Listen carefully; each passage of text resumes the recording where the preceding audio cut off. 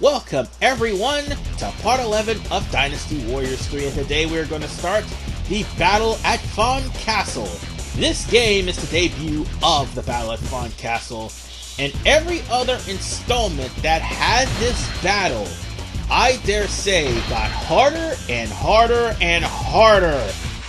Again, I also did Dynasty Warriors 7 on this channel, and needless to say, folks, the battle with Huang Castle is one of the harder stages in that game. Here, we just gotta defeat Guan Yu and Guan Ping within 30 minutes. Now then, since those are the only two people there, we'll have no problem, right? Nope, they got high morale, so bear that in mind. Anyway, introduction time. In the year 219, Liu Bei orders Guan Yu, who had been protecting the Jing province, to head north and attack Wei's Fan Castle. In response, Cao Cao forms a plan to use Sun Quan, who had been planning to retake Jing from Liu Bei, and sends a messenger seeking his help. Meanwhile, at Fan Castle, the Wei troops find themselves surrounded by Guan Yu and prepare for a drawn-out siege. Suddenly, a terrible rainstorm bears down on the castle. Amidst all this, can the reinforcements make it in time? And bear in mind, folks, that this stage has arguably one of the most meme-worthy lines, again, in Dynasty Warriors 3, other than, "You flaming idiots!" God, I love this game sometimes.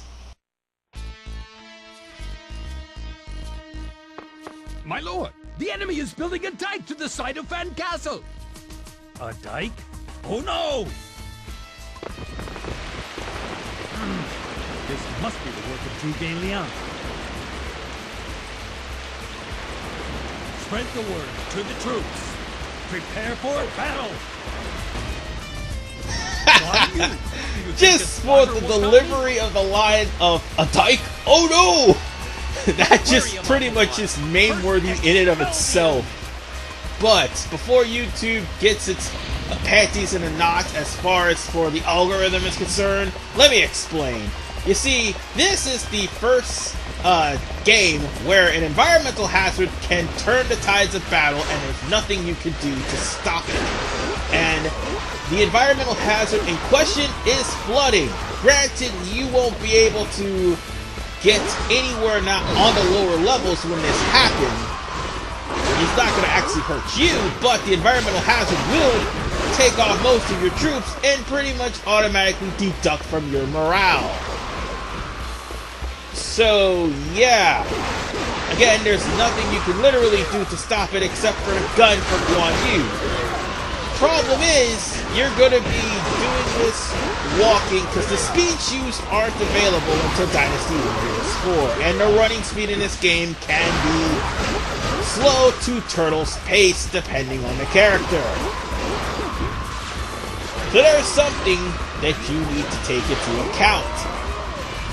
And the reason why Sima Yi is panicking about a dike, well, that would be the fact that Sima Yi is afraid that Guan Yu was going to use said floodgate to let in collected rainwater. And Romance of the Three Kingdoms is basically the only part of Chinese history where Zhuge Liang has the ability to manipulate the elements.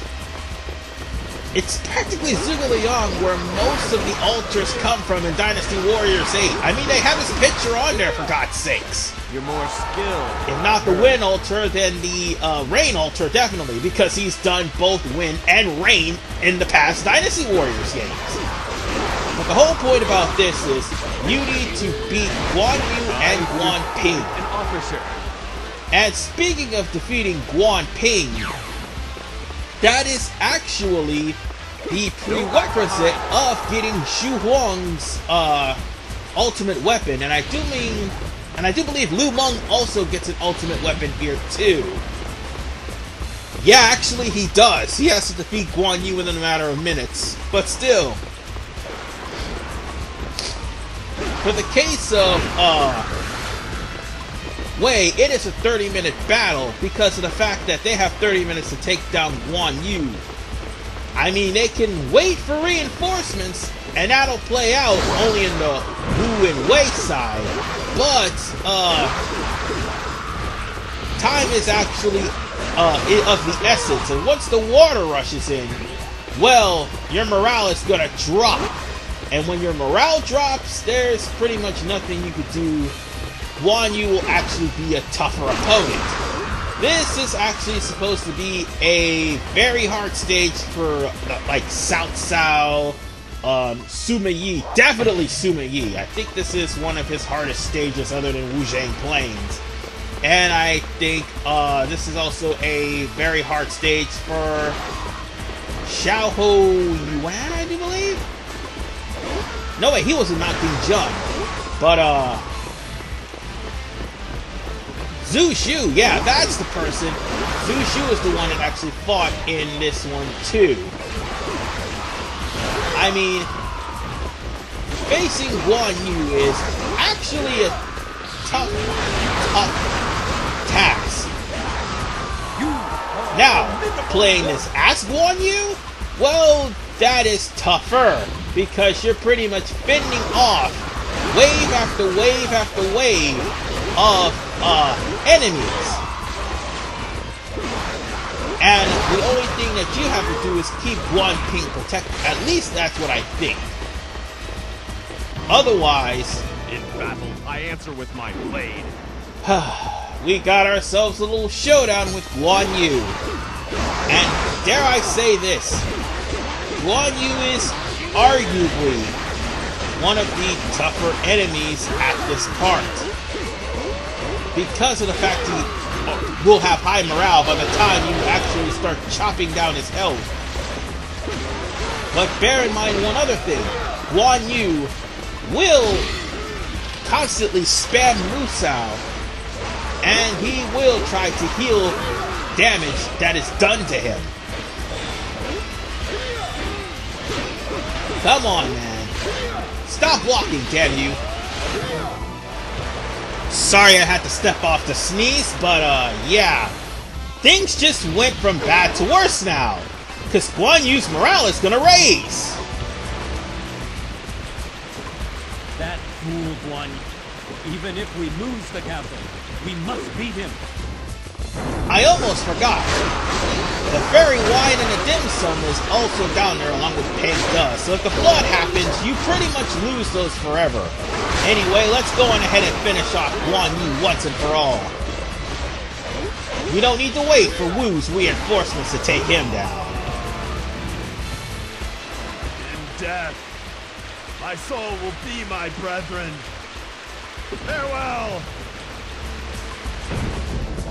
With that said, Guan Yu is defeated, and yes, this takes place before Mount Dingjun, so that would actually mean that Huang would try to avenge Guan Yu's death. But since I've already done that stage, that's the least of my worries. And we only got a Huang's bow for our troubles. So with that said, ladies and gentlemen, we are done with Fan Castle.